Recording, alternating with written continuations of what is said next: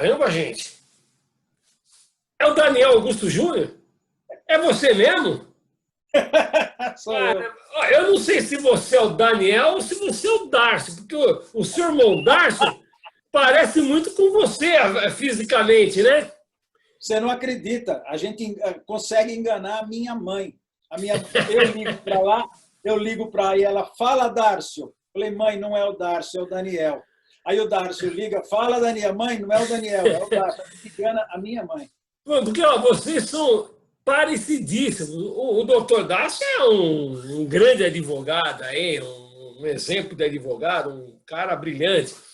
E você também, como fotógrafo, é um cara brilhante. Pô. E agora eu vou te fazer uma. Eu vou te Mas fazer uma.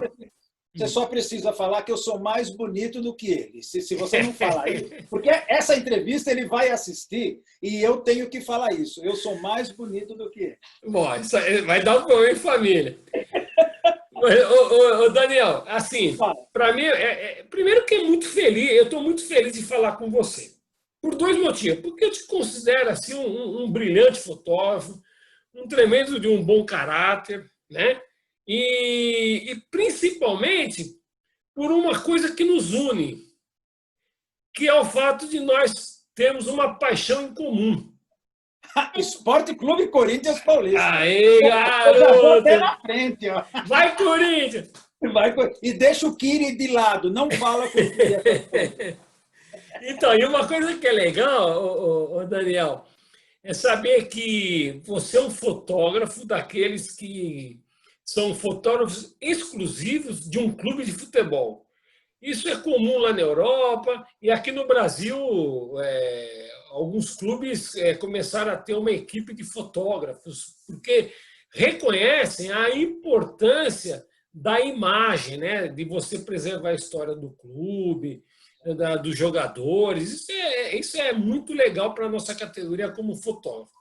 Mas gente segue contando história, Conceição. Segue contando história. Agora, uma coisa que eu não sabia de você, que era o seguinte, que você era tão fã dos Beatles assim, porque você está com uma camisa dos Beatles e lá atrás tem umas fotos dos Beatles. O que é? Bitomaníaco?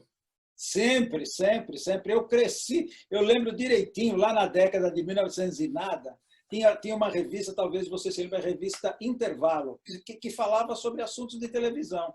E aí saiu uma notinha de pé de página dizendo que começava a estourar em Liverpool, na Inglaterra, começava a estourar uma banda de cabeludos, e o cabelo deles mal começava a subir em cima da orelha. A partir dali, fudeu.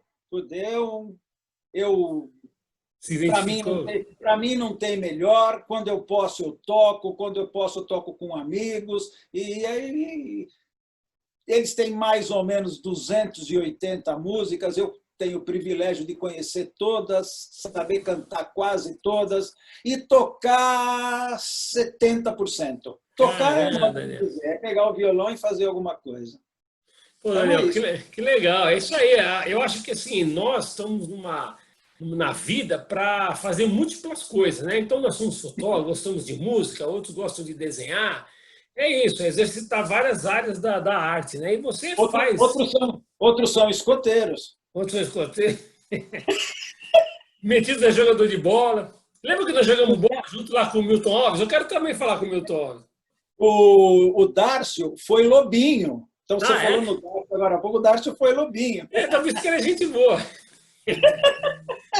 Ô, Daniel, mas assim, a gente já se conhece há tanto tempo, mas assim, uma lembrança que eu tenho de você, mas isso já há muitos anos, eu estava praticamente muito novato no Notícias Populares, quando estourou aquela história do Tancredo Neves, que teve aquele problema de saúde lá no Hospital de Base de Brasília, foi transportado para São Paulo, ficou... Veio para o INCOR, né?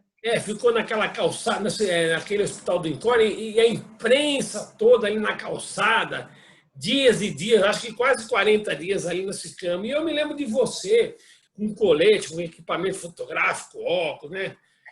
E eu me lembro assim, a primeira vez que eu me lembro foi ali, de você lá na calçada, dividindo a calçada lá naquela cobertura, que foi cansativa pra caramba, né? Mas que foi uma tremenda experiência, né? Um dos maiores orgulhos que eu tenho, se não o maior orgulho que eu tenho na minha vida profissional, foi ter feito parte da agência F4. A agência que começou lá atrás, na década de 80, com o Juca Martins, Anair Benedito, Ricardo Malta. Eu fui convidado para trabalhar com ele. Depois que a agência já estava formalizada, já tinha lançado livros, já tinha ganhado prêmios, a Nair e o Juca me convidaram para ser sócio da F4.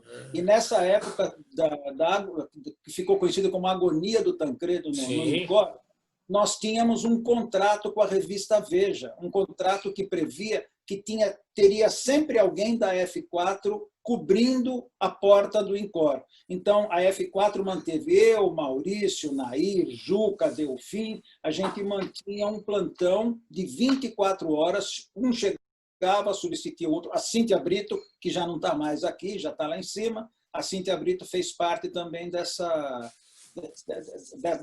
troca de profissionais na porta. Foi nessa época que a gente se viu lá, né? Sim.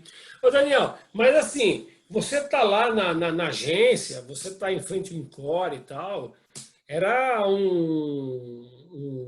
uma grande experiência, uma grande cobertura. Mas assim, Sim. Daniel, você está lá não foi à toa. Foi um caminho que você seguiu para chegar lá.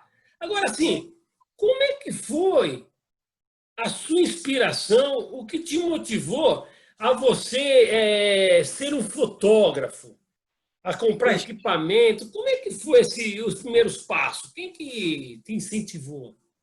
Eu fazia filosofia na PUC, lá na Marquês de Paranaguá. E não estava feliz, não estava feliz. Aí, um belo dia, eu tranquei a matrícula na PUC e fui para o interior, fui para Jaú, fazer uma escola técnica agrícola. Eu deveria ter feito agronomia lá atrás, mas como eu precisava viajar, morar fora, e eu sempre dei dinheiro em casa, não dava para manter um curso de agronomia fora. Mas a vontade de ter um sítio, de ter uma fazenda, de gostar de vaca, de cavalo, aquilo estava aqui dentro o tempo todo. Eu tranquei a matrícula e fui para Jaú. Meu tio tinha um sítio numa cidade pertinho de Jaú que chama Bariri. Como eu tinha feito as matérias português, história, geografia, matemática, eu fiquei dispensado e eu só fazia as matérias práticas, agricultura, zootecnia, plantação de feijão, enfim. E eu, nos finais de semana, ia para esse sítio do meu tio.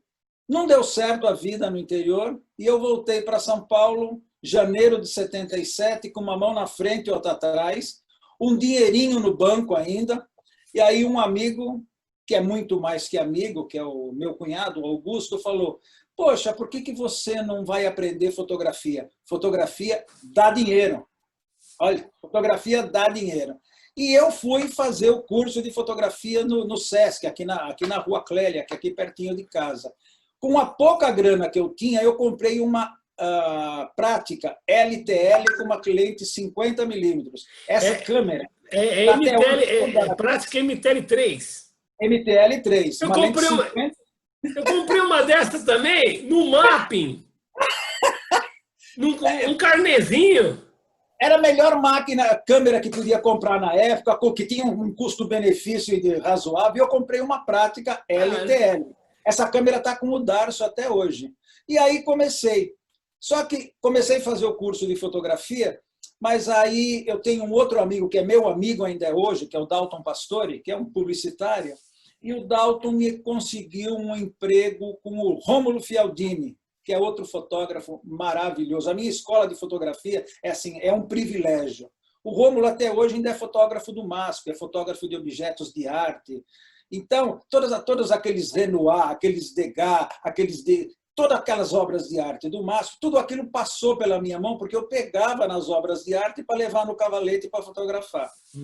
Chegou uma época que eu tinha feito bastante aquilo, foi quando apareceu aí a segunda história, com o Jean Solari. Não sei se você lembra do Jean Solari, foi fotógrafo da Realidade. Todo mundo tem nós todos, repórteres fotográficos, jornalistas, temos aí a Realidade como uma grande revista de informação da década de 60. Sim. Eles reativaram uma coisa que estava morrendo, que era a dupla repórter fotográfico, repórter de texto. Então, saíam para fazer uma matéria, estava lá o repórter de texto e o repórter fotográfico. E o repórter fotográfico no banco da frente. Sim. Que até então, nós ficávamos lá atrás, a gente ia só para fazer uma imagem. Estou falando bem lá atrás. A partir da Realidade, o repórter fotográfico foi no banco da frente. E apareceram os grandes duplas de reportagens, por isso que a revista foi o que foi. E com o Jean Solari tem uma empresa de audiovisual. Uma coisa só fazendo um parênteses aí, que eu achei que você falou uma coisa que é muito importante e que às vezes os repórteres não entendem isso. Por que o fotógrafo vai na frente? Porque ele vai na frente porque ele tem uma visão panorâmica da rua. Então, se acontece algum imprevisto, ele já está pronto para fazer a foto. Não é por prestígio ou porque tem algum benefício, não. É porque o cara que está lá alerta. Né? E muitas vezes você deve ter feito grandes fotos, assim como eu, de estar no banco da frente. De estar no banco da frente. É verdade. Exatamente. Isso foi legal. Então, eu fui trabalhar com o Jean Solari, que era um repórter fotográfico.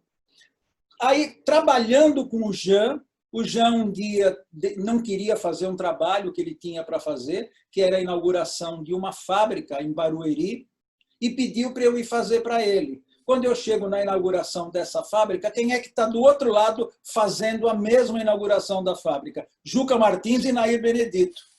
E nós saímos dessa pauta, olha que barato, Conceição, porque nós saímos dessa pauta, a Nair virou para mim, porque a Nair é sempre muito despachada, né?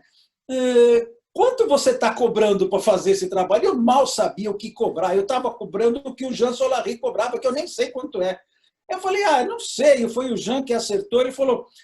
Ela falou, o que você acha da gente sair daqui e reivindicar um preço maior pelo nosso trabalho? Porra do caralho!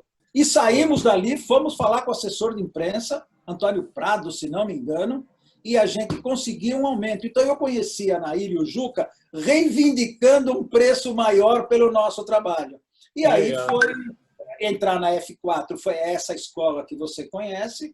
Ali você aprendia todo. Ali nunca ninguém sonegou uma informação. Alguém chegava numa viagem com 40 rolos de cromo, esses 40 rolos de cromo abria em cima da mesa de luz e todo mundo tinha acesso, todo mundo via o que o outro fez. Numa escola que tem Cíntia Brito, Juca Martins, Delfim Martins, você tem Maurício Simonetti, você tem que aprender alguma coisa, né? Eu acho que aprendi, por isso que eu acho que eu sou um privilegiado.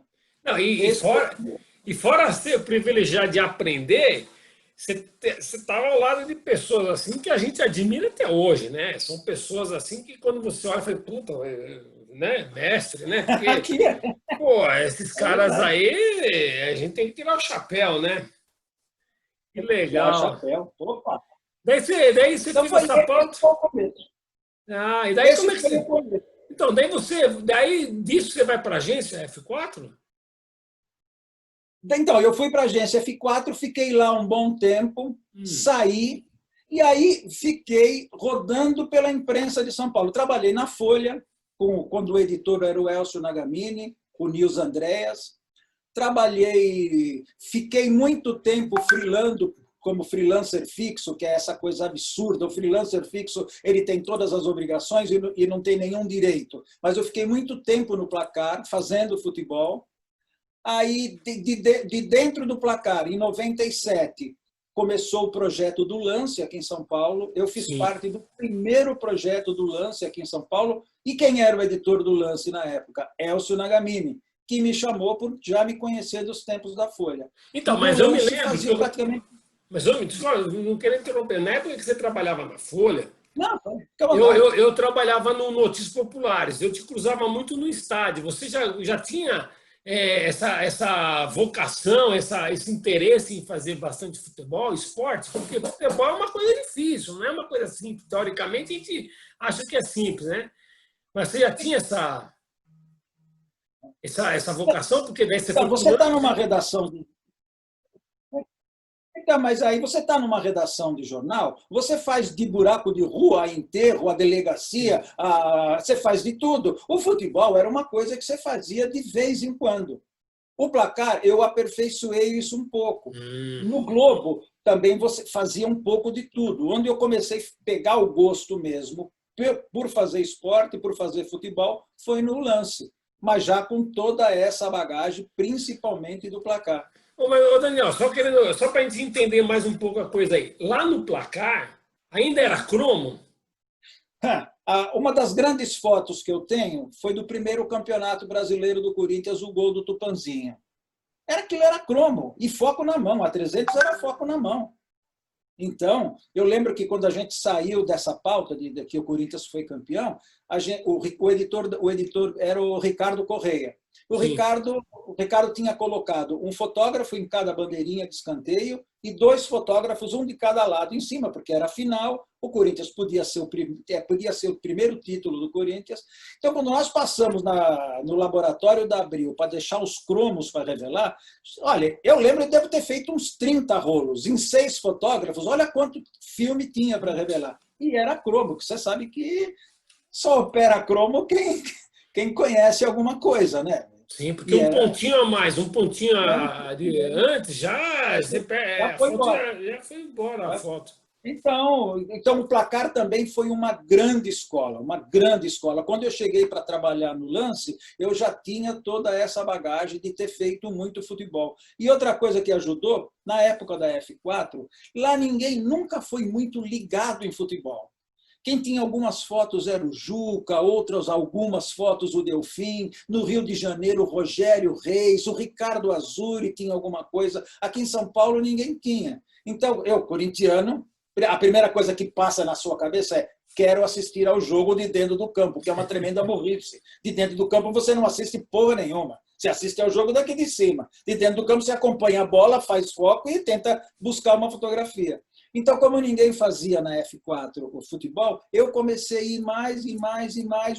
Isso me deu bagagem para o placar me deu bagagem para o lance, e aí eu estou no Corinthians agora. Mas só que tem um detalhe aí, Daniel, que você não falou ainda. Claro. Que é bom a gente falar. Se chegar no Morumbi, dentro daquelas condições, é maravilhoso, bacana, tal. Mas aqueles estádios do interior, condição de luz ruim, transmissão de foto, ali também já era uma faculdade para quem quer ser fotojornalista, né, Daniel? Tem um estádio aqui no interior, em Mojimirim, que não sei se você já foi lá, ele tem iluminação de um lado só. Então. Quer dizer, você teria que ter a iluminação aqui e aqui uns debatedores para você poder fotografar. Você imagina você fotografar um negro no fundo escuro com uma luz de um lado só. Era um horror. Era um horror. Por isso que as câmeras digitais hoje são abençoadas. Então, mas para quem passou por esses desafios aí do interior, de tomar chuva no estádio, porque as pessoas acham que, não, é fotografar. Eu tenho uns amigos meus que não são fotógrafos, que quando a gente vai bater papo no boteco lá do time, do futebol lá do Corinthians, lá, aí você acha que é fácil, você fica sentadinho lá tirando foto. Mas, pô, e quando começa a chover? E quando aquela tempestade? A tempestade fez parte da notícia também agora. Isso foi um tremendo aprendizado, não foi, não, Daniel? Bom, você imagina que o lance, quando começou, era um projeto maravilhoso, maravilhoso. Ia ser o primeiro diário esportivo em cores do Brasil. Tinha tido a Gazeta Esportiva, mas era um standard. O lance era um jornal tabloide. Eu fiz Portuguesa e ABC, Clube do Remo, em Belém. Numa quarta-feira à noite, chovia. Você conhece Belém do Pará, você sabe o que chove ali. Eu fiz Portuguesa e Clube do Remo, cara. Para você ver como o projeto era bonito. Hoje você tem um Fla-Flu, que aconteceu ontem, você tem um Fla-Flu pelo YouTube, com ninguém no estádio, disputando um campeonato carioca, para você ver como as coisas mudaram, na verdade, em tão pouco tempo. E também não sei se essa mudança é tão saudável também, né? Porque muito da informação fica comprometida, né? Fica aquela coisa... Mas isso ninguém dá bola hoje em dia, Conceição. Hoje ninguém dá bola. Ô, Daniel, daí você fez o lance, fez muito bem, mandou bem lá, tal. Depois foi o Ari Vicentini, foi o chefe lá, né? O Ari Vicentini foi chefe lá. Verdade. E daí, depois do lance, você já foi direto para o Corinthians? Então, eu voltei de um treino do São Paulo, ali na Marquês de São Vicente. Estou voltando do treino, toco o telefone. Aqui é o fulano de tal. Nós somos de uma empresa, ganhamos uma concorrência para fazer o novo site do Corinthians, e eu fiz uma pesquisa de mercado e o seu nome foi apontado por unanimidade. Não sei por quê. Não sei por quê, mas o seu nome foi citado por todo mundo que nós perguntamos. Quem é que poderia ser o fotógrafo do site do Corinthians? E o seu nome foi quase uma unanimidade. Então, eu queria saber se você está afim. Aí, nessa época, eu estava como freelancer fazendo o treino do São Paulo. Eu estava sem emprego, fui lá, e isso foi em 2003. E aí eu comecei a fotografar para o site do Corinthians. Fiquei de 2003 a 2008 só fazendo o site, mas sempre com a ideia de fotografar o clube, o time de futebol, porque eu achava que bastidores de um clube de futebol podia render grandes fotos. A ideia, que fique bem claro, a ideia não é minha. Rubens Kiri fazia isso no São Paulo muito antes. Só que o Kiri não viajava com o time, o Kiri não fazia todos os jogos, não fazia treino. Eu peguei a ideia do Kiri e meio que amoldei e pus para aquilo que eu achava que seria um modelo de fotógrafo de clube. Esse modelo vingou, está aí até hoje, copiado por todos os clubes, pela maioria dos clubes grandes do Brasil. Hoje tem o seu repórter fotográfico exclusivo. O Kiri, que na época não viajava, passou a viajar, passou a fotografar mais jogos, mais treinos, e tudo isso veio na esteira do sucesso de o Corinthians ter um repórter fotográfico acompanhando o time, fazendo parte da comissão técnica, todos os jogos, todas as viagens, enfim. O Corinthians hoje tem um repórter fotográfico para contar essa história. E eu acabei dando sorte, Conceição, que de 2008 para cá, o Corinthians ganhou quase tudo que disputou. Então, eu peguei uma fase maravilhosa. Nesses mais de 12 anos de trabalho, são 13 livros de 12 títulos. O 13º livro foi um livro em homenagem ao Tite, que ganhou ganhou muitos títulos no Corinthians, e o clube resolveu fazer uma homenagem para ele. E teve um título que a gente conquistou, que foi o da Recopa 2013, mas como foram só 2 jogos, não tinha material para fazer um livro. Então, dá para dizer isso, são quase 13 anos de trabalho, são 13 livros de 12 títulos e um livro de homenagem ao Tite. É uma coisa interessante. Pô, não só interessante, como assim, é um tremendo de um produto de pesquisa, né, para que está deixando para as novas gerações, né, Daniel?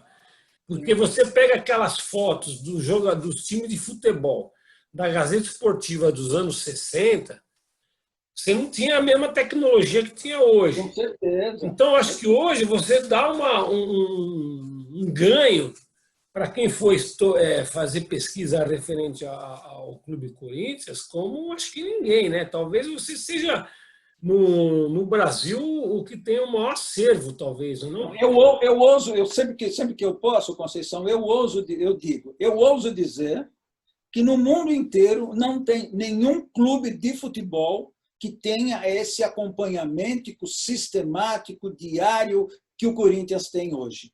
Aqui em São Paulo você tem outros clubes, o César Greco no Palmeiras, o Kiri, mas assim, exaustivamente, desde o começo, como eu estou. E outra coisa, todo mundo sempre fala, você está no Corinthians, são os seus livros. Não são os meus livros, Conceição, são os livros do Corinthians. Sim. Porque a diretoria, desde que eu entrei lá em 2008, sempre acreditou nesse projeto.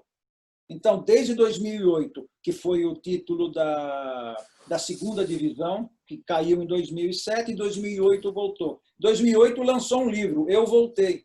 E todos os títulos que o Corinthians ganhou nesse período sempre teve um livro, porque já faz parte da organização do clube. Ganhou um título, tem um livro. Então, não é um livro do Daniel, é um livro do Corinthians. O livro só sai porque a diretoria do Corinthians acha que é uma coisa importante guardar essa história. Ô, Daniel, mas isso é legal. Agora, sim, você com as suas lentes, você marca homem a homem ali, certo? Jogador por jogador ali. O jogador tem movimento, você está ali o tempo inteiro concentrado na imagem. Como é que é o trabalho de edição desse material? É você quem faz? É você que legenda? Você que põe, você que preserva a história da entidade? Tenho esse privilégio, Cada treino, cada jogo, a edição do material é minha. No dia a dia, as fotos mais importantes que interessam para o Corinthians, essas fotos vão para a agência Corinthians. Claro que o cálculo é mais ou menos assim. Terminou o jogo, eu fiz 400 fotos. Dessas 400, 20 são o filé mignon do dia que vai para a agência. Mas as outras eu olho arquivo por arquivo. Tem muita porcaria, muita foto, você sabe disso. Que às vezes está fora de foco, alguém entrou na frente. Muita coisa ruim. Joga tudo fora. Então, de um jogo onde em bruto tem 400 fotos, eu guardo, em média, 100 arquivos digitais. Por isso que os HDs são HDs potentes e sempre 3 cópias de cada jogo. Então, eu tenho 3 HDs diferentes, eles deveriam estar guardados em lugares diferentes, até por segurança, mas não estão. Estão os 3 aqui comigo. Mas se um HD der pau, eu tenho um segundo, se o segundo der pau, eu tenho um terceiro. E Entendi. Fora isso, tem as fotos que são transmitidas diariamente e que ficam dentro da agência Corinthians. Mas quem edita o material, claro, você tem que estar bem informado, ver quem interessa. Você precisa pensar que amanhã, se tiver um livro, você precisa ter foto de todo mundo. Então, às vezes, a jogada está aqui, eu estou fotografando o zagueiro central que está subindo para a área lá, porque eu preciso ter uma foto do zagueiro central. Você sabe que a gente fica no ataque. A gente ficando no ataque, mesmo com as lentes legais que a gente trabalha, os jogadores de defesa acabam sendo menos expostos. Então, toda vez que eu preciso fotografar o Cássio, eu preciso dar uma roubadinha ali na Federação Paulista, tá, para fazer o Cássio um pouco mais de perto. As grandes defesas do Cássio eu não tenho. Por quê? Porque nesse momento eu estava no ataque do Corinthians. A gente ganhou a Libertadores passando pelo Vasco da Gama aqui no Pacaembu. Aos 38, sei lá quanto, não lembro mais, o Cássio fez uma defesa que se ele não faz do Diego Souza, o chute do Diego Souza. Se não faz aquela defesa, a gente não estava na Libertadores. Eu não tenho aquela foto, porque eu estou no ataque do Corinthians. No Mundial, o Moses meteu estava 0-0, o Moses do Chelsea meteu uma bola de curva e o Cássio voou lá na casa do cacete. Eu não tenho aquela foto, porque eu estava no ataque. Então, quando não tem a foto que precisa, e essas fotos foram importantes, Sim. Aí a agência compra para poder ter o registro do livro, sem nenhum problema. Agora, Daniel, a gente sabe que todo jogador de futebol... É que assim, né, Daniel?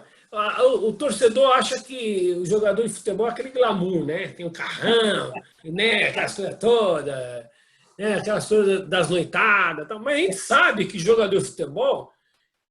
Para ser jogador de futebol não é fácil, é muito disciplinado, né? Então tudo é muito rígido, os horários, tem que treinar, não pode comer isso, não pode comer aquilo, porque, são jogadores profissionais. E a gente sabe que todos os grandes clubes têm cuidado com o seu jogador e tal. Então, a disciplina do jogador, os horários, a programação, de uma certa forma, respinga em você, né? Porque você também tem que seguir esse método, né? Com certeza. Ou é a parte? Não. O treino vai começar, está marcado para começar às 9h30, eu 8 horas da manhã estou no CT já. Vai ter um jogo, quando o jogo é aqui em São Paulo, eu não concentro com o time, mas o jogo é às 6h, eu ao meio-dia estou lá no CT, porque eu vou embora antes que os jogadores, eu vou sempre com a rouparia. Eu gosto de chegar antes. Hoje em dia, com esse negócio, não é todo lugar que você tem internet, legal. Então, eu gosto de sentar, colocar meu computador no vestiário, procurar uma tomada, procurar uma rede, um Wi-Fi, ver o que funciona para quando o time chegar, eu estou pronto. Entendi. Então, a rotina do time de futebol é a rotina que eu sigo. Os jogadores, teoricamente, param em 30 de novembro, todo mês de dezembro de férias, eu paro junto com os jogadores. E a rotina é praticamente a mesma. Agora, Daniel, só uma dúvida aí. Você faz pelo Corinthians, o Kiri faz pelo São Paulo, o Greco, pô, faz tempo que eu não vejo o Greco. Vou ligar para ele. Figuraça. Vou falar, eu quero falar com ele. Só que se você for convidar o Greco, por favor, ele tem que vir de escocês, com aquela flauta escocesa e de kilt, porque ele toca, ele tem o kilt, ele tem a flauta escocesa, e ele toca.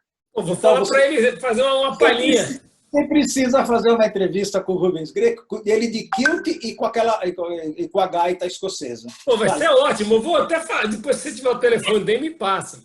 Tá bom. E o Ivan lá em Santos, né? O Ivan em Santos. Então, agora vamos pensar. Vocês são 4 fotógrafos profissionais de alto gabarito, fazendo o registro da história do clube.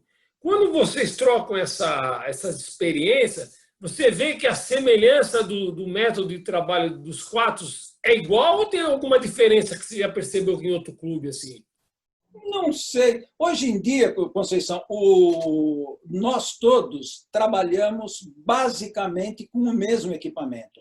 Todo mundo tem uma câmera rápida, todo mundo tem no mínimo uma 300, uma 400 milímetros, todo mundo tem uma grande angular. Aí é de cada um usar. Eu, particularmente, não gosto de grande angular. Eu uso grande angular quando não tem jeito, que é uma coisa específica. Eu praticamente vou para o campo com a minha 300, com o duplicador 1.4 e não levo uma segunda câmera. Mas tem gente que gosta de fazer foto com grande angular. Cada um faz aquilo que acha.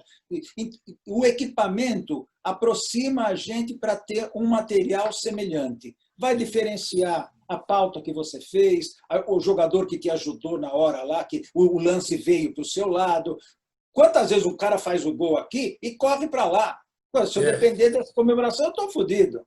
Porque teria que ter 2 fotógrafos. Mas muitas vezes ele corre para o meu lado. Então, no geral, as nossas fotos são semelhantes por causa do equipamento e por causa da capacidade igual de todo mundo. Entendi. Então, o que diferencia é um que gosta de uma grande angular, um que gosta de uma olho de peixe, enfim, aí é o olhar de cada um, é a maneira particular de cada um. Ô, Daniel, agora assim, olhando lá para trás, quando você estava na angular, você dava os primeiros passos e tal. F4. A angular era do João Vitar. Não era nem concorrente, era tudo amigo. Cristina Vilares, João Vitar, Zé Vitar, Egberto. Nossa, era tudo amicíssimo. Então, quando você estava lá, você ia fazer futebol. Você tinha sua câmera de filme e uma lente 300. No máximo era uma 300 na época, né? É o que dava. Era o que dava. É o que a grana dava. Agora, Daniel, passado tantos anos e tal, só essa 300 não é mais o equipamento de um repórter fotográfico de futebol. Hoje o equipamento, além de você levar uma teleobjetiva que vá além da que você tinha, que era uma 3mm, você tem a câmera, tem uma lente, deve ser uma 400, depois você pode falar. E o peso, quem mais você leva? Computador, quantos quilos tem aí na sua bagagem para fotografar um jogo do Corinthians? Para onde eu tenho a minha bolsa, que tem todas as lentes. Na bolsa tem duas Canon, uma Mark IV, né, e uma 1DX, tem uma 2870, tem uma 1635, tem uma 70-200, tem o duplicador 1.4 e o duplicador 2 vezes. Mas isso vai no carrinho. O computador vai numa mochila nas costas. Isso vai no carrinho. No campo, quando eu estou dentro do campo, o máximo que eu levo é a 300 com o duplicador e levo a 2870 para fazer o time posado. Porque eu consegui, não sei nem se eu posso dizer que eu consegui, mas criou-se o hábito do Corinthians de que o Corinthians posa. E tudo isso isso é um trabalho interno. Olha, Cássio, posa lá. Ó, e da medida que essas... Porque é comum, até o Milton Leite costuma brincar com isso, eu falei, porra, Milton Leite, não faz isso com a gente, porque é sempre aquilo. Agora o time vai posar para aquela foto que a gente nunca vê. Como nunca vê? Porque você nunca viu um livro do Corinthians, porque em todos os livros do Corinthians está lá o time posado. Porque se vai contar história, abre com a foto do time posado. E aí vem as fotos durante o jogo. Agora, Então, eu vi uma brincadeira aí no Facebook, uma provocação que eu achei muito legal, cara. É um detalhe que a gente até passa batido, mas quando eu vi as fotos, falei, caramba, puta sacada, tava na minha frente e eu não liguei. Eu não vi. Aquela hora do juiz jogar uma moedinha, né? A melhor foto da moedinha, né? Aquilo é fantástico. Aquilo eu copiei do o Tom Dibby. Tom Dibby trabalhou muito tempo no Lance e eu já cansei de cobrar essa foto do Tom Dibby. Primeiro que ele fala que não é dele, porque ele não lembra. Porque o Tom Dibby tem a foto que eu acho a imagem perfeita.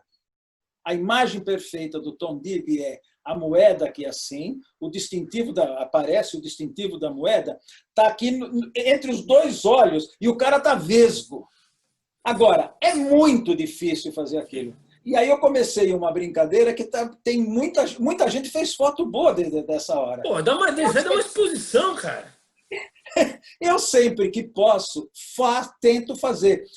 Você tem que conversar antes com os câmeras da Globo, ou da Focus, ou da quem quer que seja, porque eles, ao invés de trabalhar de meia tele, eles trabalham de super granular na cara do... Porra, cara, põe meia tele e fica 2 passos para trás. Então, quando o cara da TV não atrapalha, eu consigo fazer o juiz jogando a moedinha para cima. Mas é pura brincadeira, é pura sacanagem. Não, mas pode ser uma pura brincadeira, mas, dá cada puta foto legal que o detalhe, assim, que o telespectador nem se liga, né? E aí que você vê o tempero da imagem, a sacação do fotógrafo. Porque uma vez um professor de fotografia me falou uma coisa que é verdade. Ele falou assim, a gente tem que sair das 4 linhas, né? Às vezes a grande foto, às vezes, não está nas 4 linhas, às vezes está na torcida, às vezes está no detalhe do bandeirinha que levantou a bandeira e anulou um gol que era legítimo. Então, essa sacada que o fotógrafo, com a sua expertise, tem. Então, por isso que eu fico sempre ligado nesses detalhes. Quando eu vi aquilo, eu falei, porra, puta coisa legal. Eu nunca, né? Eu não sei se o Tom copiou isso de alguém. Eu copiei do Tom, porque eu lembro da foto, que a foto dele é muito legal. Falei, puta que pariu, eu tenho que fazer uma foto igual a essa. Eu cheguei perto, ainda não consegui, porque ela tem que ser jogada para cima, subir, cair na mesma linha, cair na frente da cara do juiz, e é tudo muito difícil, que você tem que contar que os jogadores não entrem na frente, tem que contar que o câmera da TV não entre na frente, você tem que contar com um monte de fatores, e ainda que a coisa caia bonitinho, que ela venha rolando e pare de frente para você. Muito mas legal. É uma brincadeira. Não, mas é uma brincadeira, eu acho assim, é uma provocação que a gente acaba motivando a gente a buscar sempre uma foto diferente. Eu acho isso fantástico. Eu acabei dando um furo aqui para vocês, porque todas as fotos que eu faço, que eu coloco no Instagram, eu coloco lá, em busca da imagem perfeita. E as pessoas ficam desesperadas, mas qual é a imagem perfeita? E eu contei para você agora qual é a imagem perfeita. É a meta a ser alcançada, né? É a meta a ser alcançada. Em busca da imagem perfeita. Ô, Daniel, agora, entre nós aqui, hein? O que foi aquilo lá em Tóquio, hein? Aquela final, hein? Nossa. Yokohama. E você lá com a câmera, como é que foi aquele seu dia de preparo? Porque assim, a gente sabe que o jogador se prepara, tem a pré-eleção, a gente sabe que o jogador já tem essa... A gente vê muito disso aí. Agora, o seu preparo como fotógrafo que vai registrar talvez a conquista mais importante daquele clube. Você tem esse peso, essa responsabilidade de registrar. Eu considero a Libertadores a grande conquista. O Mundial de 2012, para mim, é a cereja do bolo. Tá. Era uma pauta que tinha tudo para dar errado, Conceição, e acabou dando tudo certo. Começou dando errado porque eu vou sempre com a rouparia. Deixo o meu equipamento no vestiário. Faço tudo a partir dali. E a FIFA tem uma orientação, uma proibição de que dentro do vestiário só fica comissão técnica e jogadores. Então, eu já precisei me adaptar porque eu não pude trabalhar no vestiário. Eu precisei trabalhar na sala de imprensa como todo mundo. Aí eu chego, você sabe, você conhece aquela fila de pegar o colete de fotógrafo e a sua posição no campo. Vou lá na parede e procuro o meu nome. Cadê meu nome? E procuro numa lista, procuro na outra, e procuro. Cadê meu nome? Meu nome não aparece. Por sorte, eu estou na fila já esperando chegar a minha vez para reclamar. Como é que... Cadê o meu colete? Passa do meu lado um francês que falava um português arrastado. Passou por mim, ele tinha me visto nos treinos. Ele falou, você é fotógrafo do Corinthians? Eu falei, sou. Não, vem aqui, vem aqui. Ih, estou fodido, né? Me tirou. Me levou para conversar com uma moça da organização. Essa moça era uma portuguesa. Então, meu inglês é uma merda, Conceição. Eu mal consigo falar bom dia, boa noite. Meu inglês é uma merda. Tinha uma portuguesa para me atender. Bom, você é um fotógrafo do Corinthians, nós deixamos o seu colete separado, seu nome não está nem na lista. Falei, puta que eu pariu. Você estava VIP. Me deu o colete e ele disse assim, olha, aqui no colete tem o número do seu banco. Você sabe que fotógrafo mundial, você não pode trocar de lugar. Você começou aqui, você termina aqui. O primeiro tempo, o Corinthians atacou para o meu lado, foi 0-0. Aí ela falou assim, olha, aqui no bolso, onde está o número do seu banco, está o número do fotógrafo do Chelsea. Tenta conversar com ele para ver se vocês trocam, porque certamente para ele não vai interessar. Tudo bem, Conceição, você está aqui, nós conversamos isso no Amazonas, em Belém do Pará, em Porto Alegre, em Curitiba. Agora, conversa isso com o inglês. Nossa. Conversa isso com o inglês. E os caras tudo metódico, né? Tudo metódico. E aí eu cheguei perto dele e falei, com o meu parco inglês, falei, olha, esse aqui é o seu, esse aqui é o meu banco ali, e esse aqui é o seu, eu posso ficar com o seu, porque você fica no ataque, para você é melhor. O inglês ficou me olhando assim, e ele acho que estava entendendo a situação, mas ele não entendia o porquê daquilo. Conceição, me deu 5 minutos, eu peguei o cartão da mão dele, dei o meu, falei, o meu é ali, tá bom? E fui embora. E eu acho que ele acabou assimilando, e foi a grande sorte, porque eu fui para lá, o Paulo Guerreiro faz o gol e sai na minha cara. Caramba! E 300, fechadinho, não precisou nem dar corte, fechadinho na cara dele. E o banco ali do meu lado, porque correram todos para o banco, a vibração do final, eu estava ao lado do banco, senão eu estava comendo grama lá 70, 80 metros lá para frente. Então, tinha tudo para dar errado. E acabou dando tudo certo. Então, na hora de editar o material, a grande foto do Cássio, que é o Cássio defendendo o chute do Moses, a gente comprou do Mastrangelo Reino, que, se não me engano, estava na Folha ainda nessa época. E eu estou aqui editando o material, eu olho e falei, caralho, a foto do... Ele me deu o arquivo digital na hora. Falei, olha, você me faz uma cópia, me dá, porque você vai receber por essa foto. Eu só vai negociar lá com a Folha. Depois, não, pagou o que ele pediu lá. Mas eu queria ter o arquivo na minha mão, para não depender que eu não ia encontrar o Mastrangelo, porque aquela foto entrou no livro em página dupla, para você ter uma ideia. É o Cássio voando e espalmando a bola. Caramba. Então tinha tudo para dar errado, acabou dando tudo certo. Então, Daniel, mas aí que está também, aí também tem uma coisa assim, essas coisas não acontecem porque assim, de forma gratuita, porque o repórter fotográfico, o fotojornalista, eles já vem de uma bagagem de improvisar tanta situação lá atrás, que a gente tem essa forma de lidar com alguns imprevistos que acaba nos abrindo algumas portas, né? Então não é só chegar no campo e tirar foto, né, Daniel? Eu conheço, por exemplo, um repórter fotográfico que teve que imitar um homossexual para poder fazer foto de um cara que estava algemado. Eu conheço essa história. Eu também conheço. Eu conheço José Luiz Conceição, eu conheço. Ai, pode bater, Santa, eu conheço essa história. Então, o que você fez é o que a gente muitas vezes acaba precisando fazer. Eu nunca esqueço, eu estava na Folha, uma reunião na Fiesp, ali na Avenida Paulista, a imprensa toda acumulada, toda na sala de imprensa da Fiesp, e eles, Delfim Neto, fazendo a reunião lá em cima, e eles não queriam deixar foto, fazer foto da reunião, não queriam deixar foto. Eu falei, tá, de repente eu olho aqui no cantinho, entra e sai os garçons servindo café. Todo mundo, todos nós já tivemos essas histórias. Eu peguei a câmera, fui indo, fui atrás de um dos garçons. Quando o garçom abre a porta, eu vejo o Delfim Neto na minha frente, aquela puta mesa. E aí vai embora. Aí você passa pela sala de imprensa e fala, tchau, compra o jornal amanhã. E é isso. É isso mesmo. É isso. Pô, Daniel, mas que legal, né? Nós estamos chegando. Paul McCartney chegou no Brasil, eu estava no Globo. E aí você já fez chegada também de astros internacionais, eles descem lá na puta que eu pariu. Eu lembro que eu fiz o Paul numa luz de fim de tarde, ele descendo a escada com uma 400 e um duplicador 2 vezes. 64. Aquelas coisas horríveis. E perdi. Não tenho foto legal do Paul. Saio correndo. Quando eu venho aqui fora, a imprensa já está toda posicionada esperando a limusine do Paul para sair. E todo mundo do lado do motorista. Eu cheguei lá e falei, puta que pariu, eu estou fodido. Onde eu vou ficar? E você sabe que ali, se você tentar entrar ali no meio, você toma porrada mesmo, da mesma forma que você daria porrada sobre quem estivesse ali.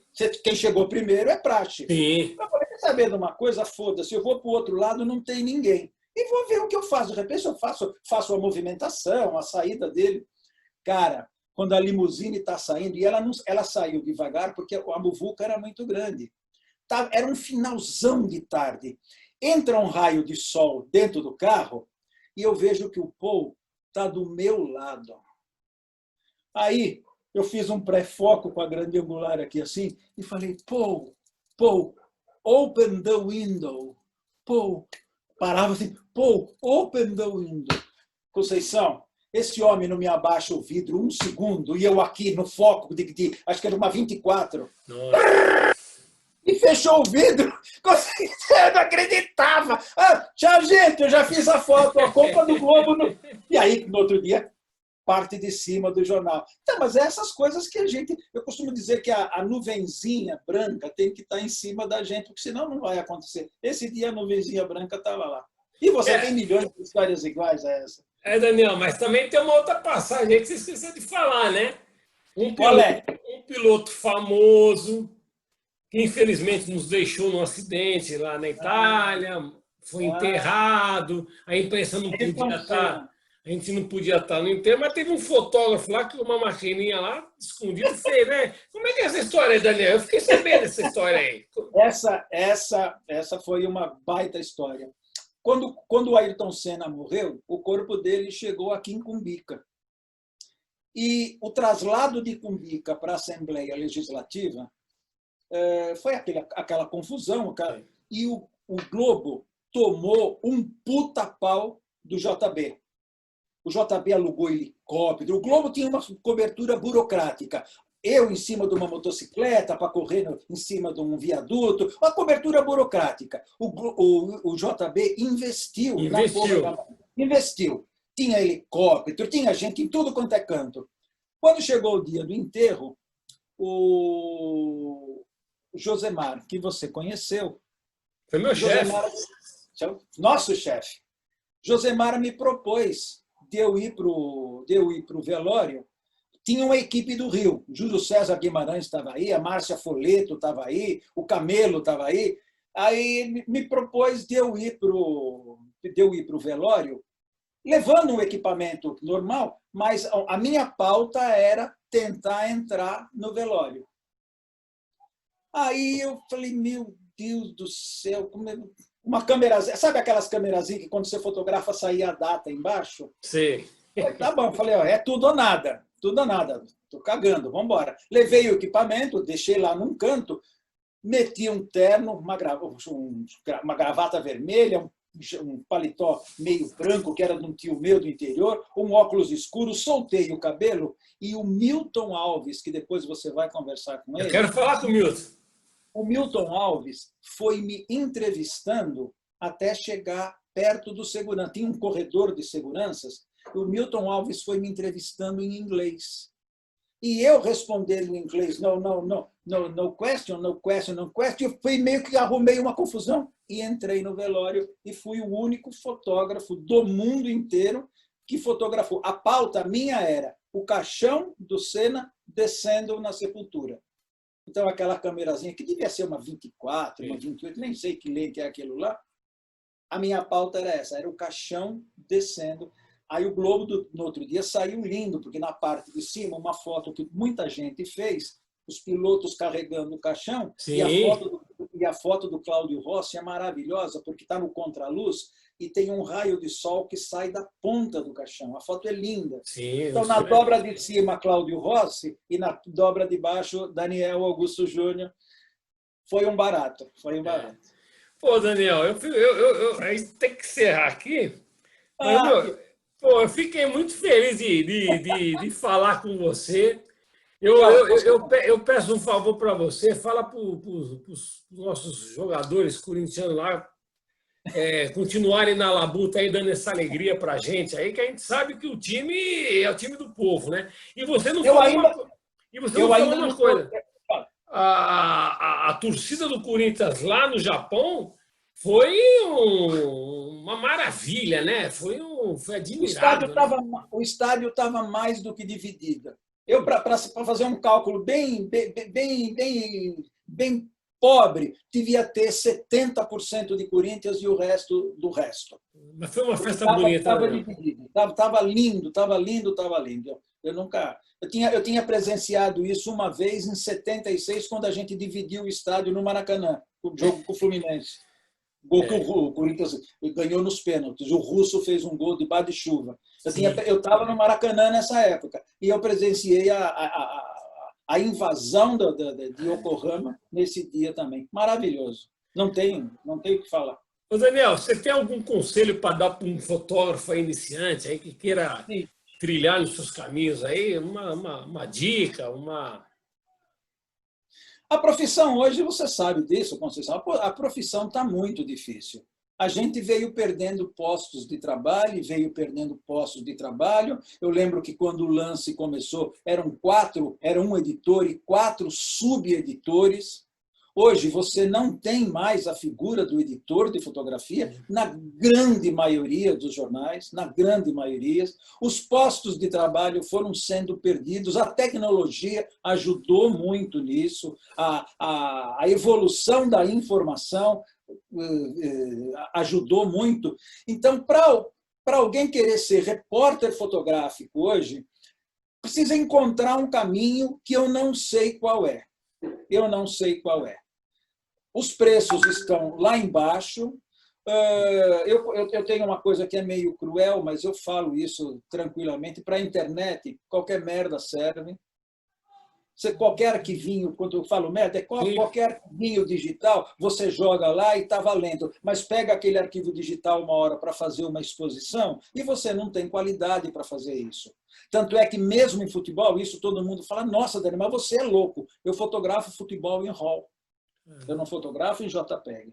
Já pensando num livro, numa utilização... Pensando em 500 mil outras aplicações que a fotografia, que uma boa imagem de qualidade precisa ter. Então, que conselho dá para alguém que vai querer ser repórter fotográfico hoje em dia?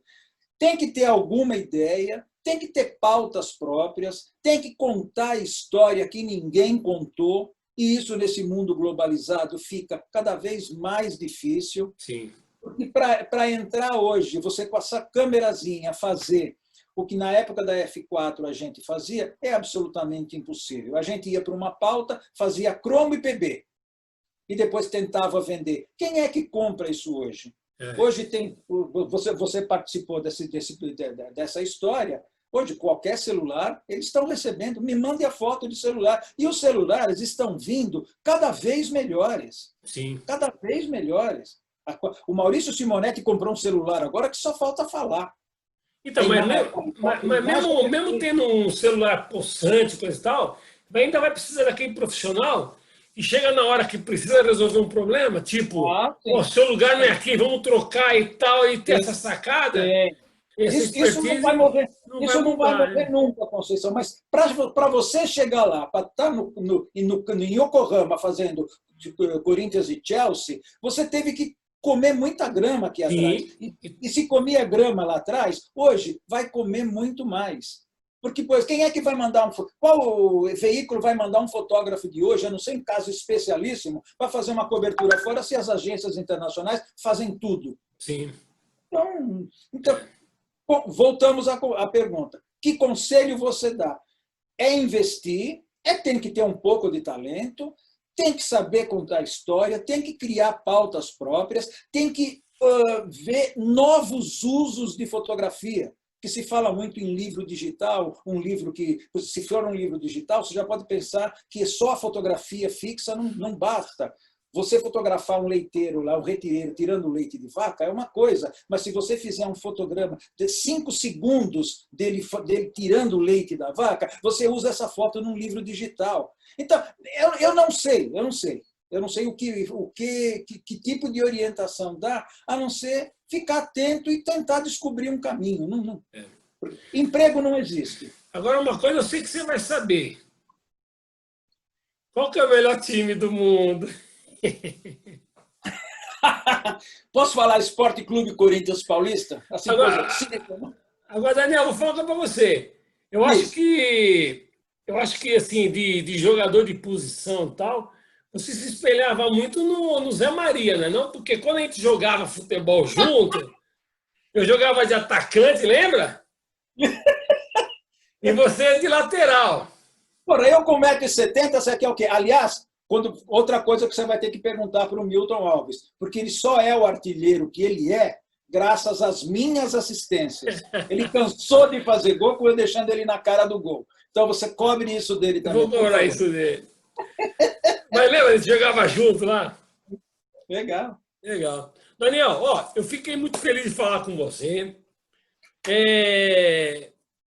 Eu desejo para você muito sucesso lá para você, para o time, para o doutor Dárcio, para aqueles outros fotógrafos que tocam a gaita de fole. César Greco. César Greco. Também. Não, vou falar ele tem uma gaita de fole.